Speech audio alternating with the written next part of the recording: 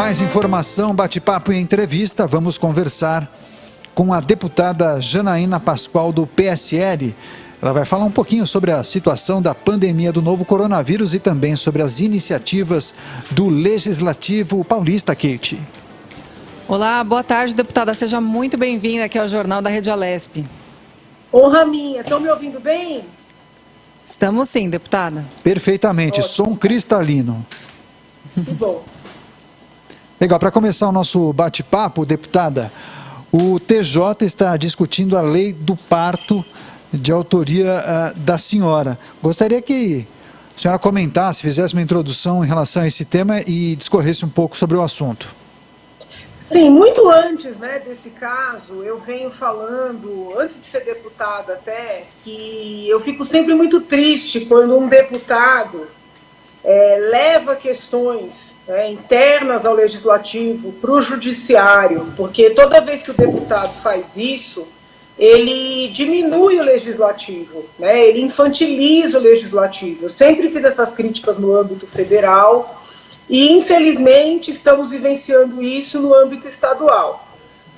Eu apresentei lá atrás, no início do mandato, aquele projeto de lei para poder garantir às mulheres que vão ter seus bebês escolher a via de parto, porque eu identifiquei na minha vida como professora, como advogada, muitos casos de bebês morrerem pelo atraso na realização de uma cesariana necessária, pela insistência do parto normal, pela imposição do parto normal, mesmo as mulheres e seus companheiros implorando para fazer uma cesariana. Identifiquei muitas mortes de bebês por anóxia, que é falta de oxigênio no cérebro, e também muitos bebês sequelados com paralisia cerebral pela mesma falta de oxigênio no cérebro. Então eu fiz um projeto respeitando essas pacientes, respeitando os médicos, em que elas teriam voz nessa decisão. E para aquelas mulheres que querem fazer o parto normal, essas mulheres teriam direito à anestesia, porque hoje na rede pública são raros os hospitais, mesmo com a nossa lei, que garantem anestesia para a mulher que faz parto normal. Essa lei foi muito debatida internamente, audiências públicas, e infelizmente, depois de nós conseguirmos aprovar a lei, que hoje, a lei vigente no estado de São Paulo, 17.137/19, a lei foi sancionada pelo governador e infelizmente o deputado Campos Machado, pelo PTB, que não se conforma em perder, ele que sempre deu ordem na Assembleia, sempre mandou e desmandou na Assembleia, ele não se conformou em perder. Ele entrou com uma ação alegando inconstitucionalidade da nossa lei, digo nossa do povo, por dizer que nós não teríamos competência para legislar na seara da saúde. Ora, logo ele, que vive brigando pela prerrogativa de que a casa tem competência para tudo, vai para o judiciário para diminuir a competência da casa, para diminuir a casa. Então fica aqui uma pergunta pública, nós temos competência para quê? Para fazer dias comemorativos, para instituir o dia do Bauru, para mudar nome de rua, é para isso que nós temos competência. E a nossa lei está sendo debatida no Tribunal de Justiça. Num primeiro momento, o desembargador relator negou a liminar.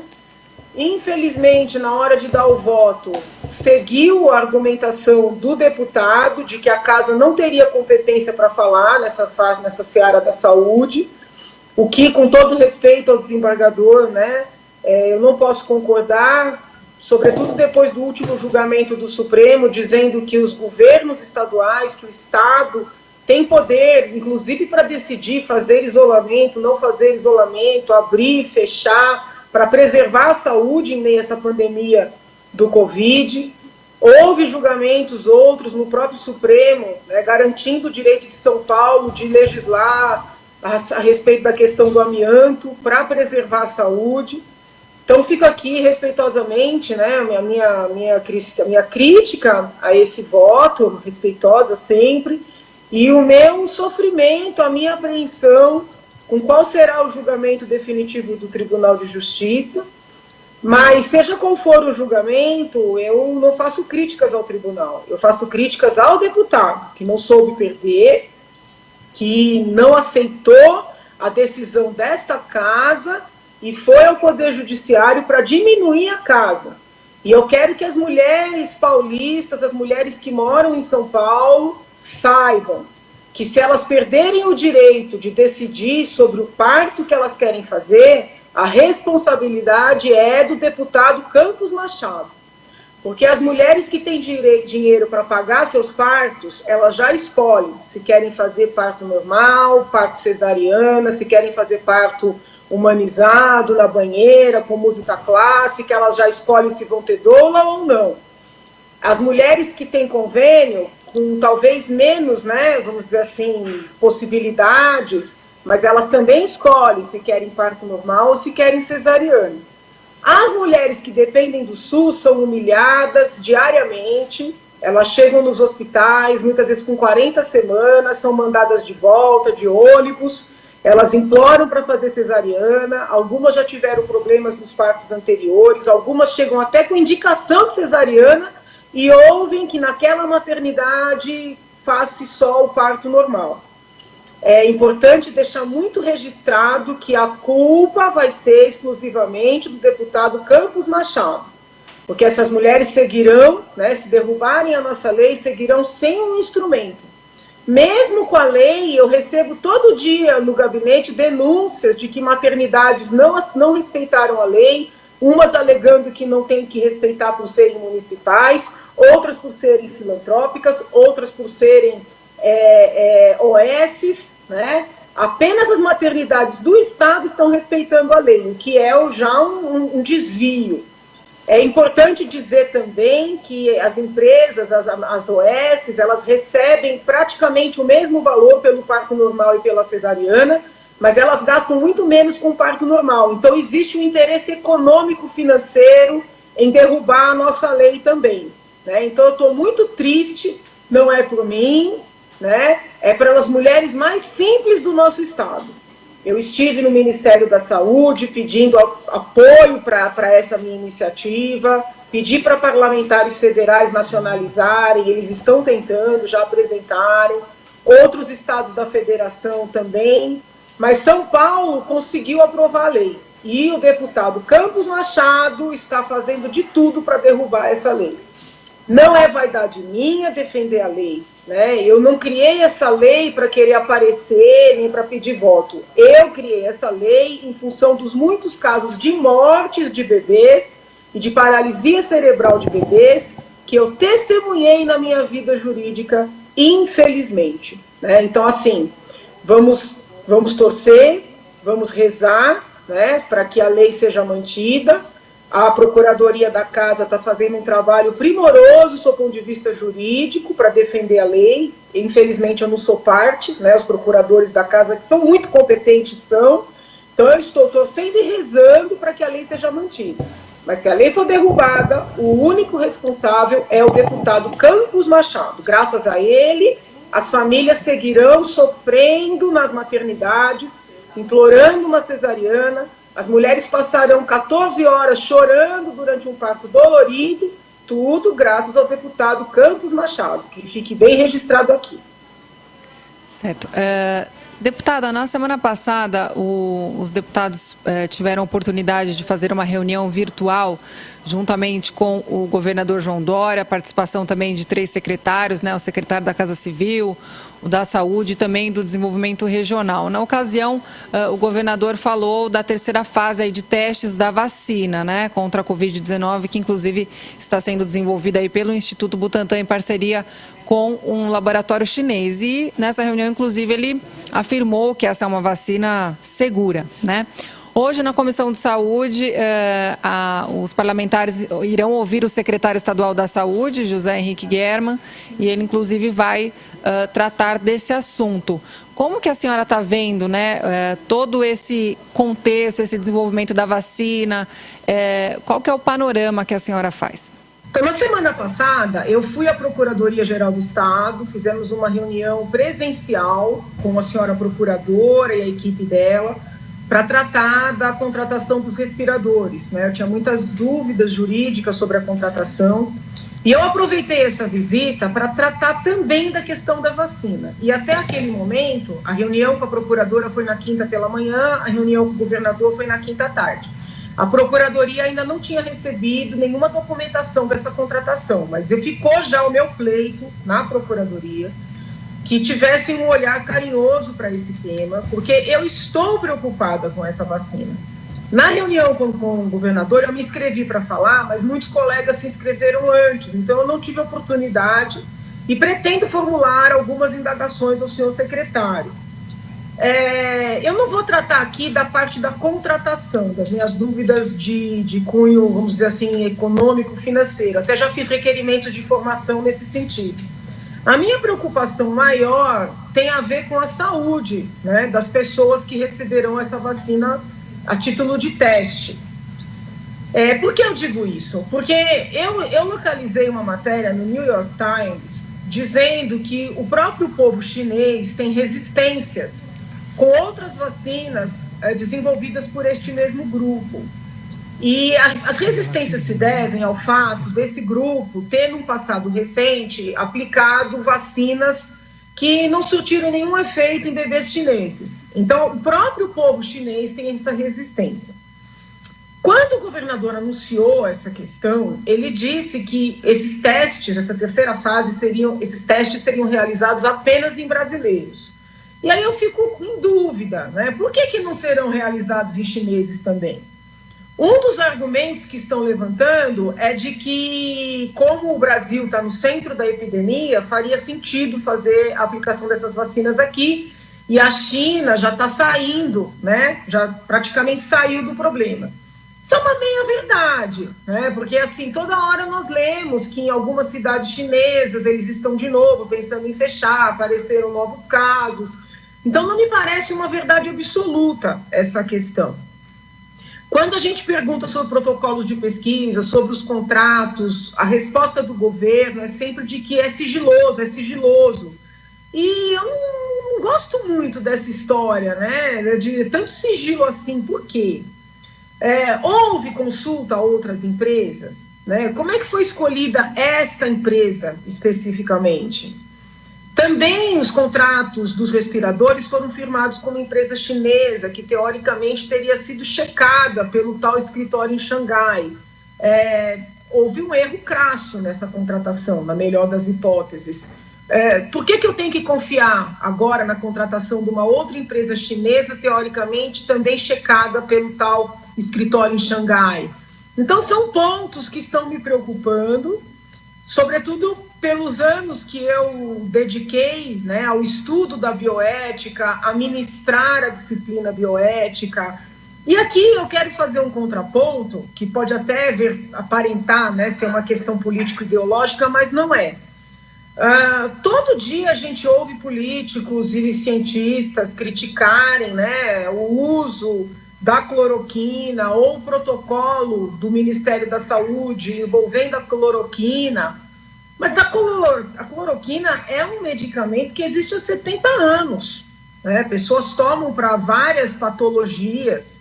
Então, é um medicamento que tem aí algum grau de segurança na sua utilização.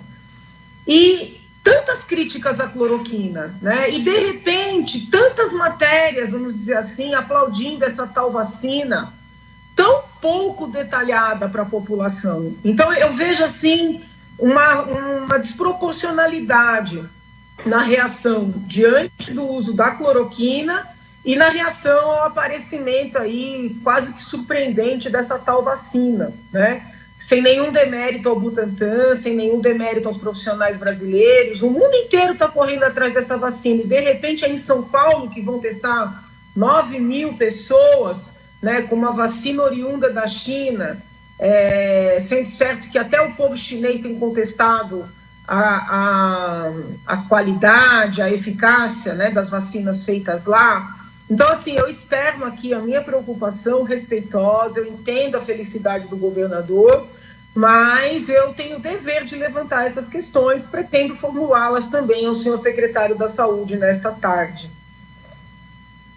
Só peço sua licença um instante, quero me dirigir a você que nos acompanha pela televisão e também pelo YouTube. Agora estamos em rede para as pessoas que nos acompanham pela televisão. Obrigado pela audiência, obrigado pela companhia. Estamos entrevistando a deputada estadual Janaína Pascoal, do PSL. Deputada, daqui a pouquinho vai ter a transmissão da coletiva de imprensa do governo do estado de São Paulo, que diariamente compartilha as informações do combate ao coronavírus. Eu queria escutar um comentário da senhora em relação ao plano de flexibilização do governo do estado de São Paulo, que tem feito diariamente esses comunicados, e alguns municípios e regiões acabam tendo que voltar a retroagir nessa escala de 5 etapas desse plano de flexibilização. Que avaliação a senhora faz desse plano de retomada das atividades econômicas? Olha, gente, é difícil, né? Porque assim, nós temos que ponderar vários valores. Então tem toda a questão da preservação da saúde, que é muito importante, é essencial. Mas tem também uma situação, né, do nível de desemprego e de quebra de empreendimentos que tem que ser levado em conta. Então, na reunião que foi feita com o governador, eu fiquei observando os colegas que me antecederam, na verdade eu nem consegui falar, mas muitos vinham pedir para o governador acelerar esse processo de reabertura. Muitos, né, a maioria, trazia uma preocupação com as pessoas desempregadas das cidades que elas representam, os pequenos negócios que vêm sofrendo. Lembro bem da fala da deputada Graciela, mencionando o setor de calçados em Franca, que está sofrendo demais. Então, assim, quando a gente ouve, por exemplo, os colegas do PSOL falando, os colegas do PT, né, eles criticam muito esse processo de reabertura, e dizem que o governador teria que dar segurança social, e falam como se fosse uma pressão do capital. Mas isso não é verdade, né? A verdade é que a pressão está vindo do pequeno comerciante, daquela pessoa que perdeu o próprio emprego, vendeu o carro, abriu uma lojinha, ficou trabalhando uma mulher e 2 funcionários, e diante desse fechamento, né, sem precedentes, já não vai reabrir e ficarão desempregados o esposo, a esposa e os 2 funcionários. Então, assim, a gente tem que fazer esse debate entendendo o país em que a gente vive, entendendo a situação que a gente enfrenta. Então, qual é a minha postura? Não dá para abrir, né, de vez. Né? Eu teria uma abordagem bem conservadora, por exemplo, com relação às escolas. Eu seguraria muito para o retorno das escolas, cerimônias, sabe, homenagens, todas esses acontecimentos, né, da normalidade. Eu também seguraria tudo isso. Tudo que puder ser feito no virtual, que siga sendo feito no virtual, para a gente poder ajudar a segurar, porque a doença é grave, ela está aí, né, e os números mostram que a gente não está saindo dela ainda. Mas esses setores que estão quebrando, que estão sendo muito vitimizados, né, as pequenas lojas, pequenos comércios, os salõezinhos de beleza, né, assim, a gente vai ter que retomar com cuidado, talvez colocando horários alternativos para procurar manter o transporte público não tão assoberbado. Mas eu acho que esse ideal, né, do lockdown, que a gente ouve os colegas da esquerda dizerem, esse ideal que os médicos trazem de fechamento, eu acredito que nós não conseguiremos, porque não é um país que tem essa condição, né? Não é. Então, assim, a gente tem que lidar com a nossa realidade, né? Segurando as atividades que podem ser seguradas, né, ser restritas, e liberando de maneira consciente as demais. Né? Vale lembrar que o papel do isolamento, mais do que restringir a circulação do vírus, é permitir a organização do sistema de saúde. E, bem ou mal, houve essa organização, né, no estado de São Paulo. Uma crítica que eu faço aqui, construtiva e respeitosa, ainda com relação à resistência de ministrarem medicamentos na fase inicial da doença para pessoas que já mostram sintomas inequívocos de estarem com a doença, tá? Então, eu tenho recebido alguns e-mails, algumas reclamações de pessoas que já perderam o olfato, perderam o paladar, que vão ao sistema público de saúde, são mandadas de volta para suas casas sem nenhum medicamento, né? Ninguém quer aqui mandar nos médicos, não é isso, mas eu venho observando em outros estados, por exemplo, no Amazonas, onde o protocolo mudou, né, até em virtude deles não terem equipamento suficiente para internar todo mundo, eles adotaram um protocolo de ministrar, de prescrever medicamentos já no início da doença. E com isso eles diminuíram muito o número de pessoas que vieram a ser internadas e principalmente pessoas que precisaram ser mandadas para UTI. E eu sinto aqui em São Paulo ainda uma postura muito conservadora, né? Eles dão remédio para quem está internado, mas eles não prescrevem remédio para quem vai ficar em casa. E com isso a gente tem um risco maior dos sintomas se agravarem, né? Médicos no mundo inteiro reconhecem que não há estudos cabais, né, de um medicamento que cure o Covid, mas também reconhecem que quando eles começaram a tratar no início, o número de casos graves foi diminuindo. Então, acho que São Paulo precisa rever o protocolo que vem sendo aplicado aqui, e eu pretendo falar sobre isso também com o secretário hoje à tarde, né? No sistema privado, a abordagem está sendo outra, e eu não acho justo que a nossa população, que depende do sistema público, fique aguardando a doença agravar. Não é justo isso. Conversamos com a deputada Janaína Pascoal, do PSL, ela que trouxe, então, informações importantes aí dentro desse contexto da pandemia do novo coronavírus. Deputada, é sempre um grande prazer falar com a senhora. Muito obrigada. Obrigada, gente. Muita saúde. Fiquem com Deus.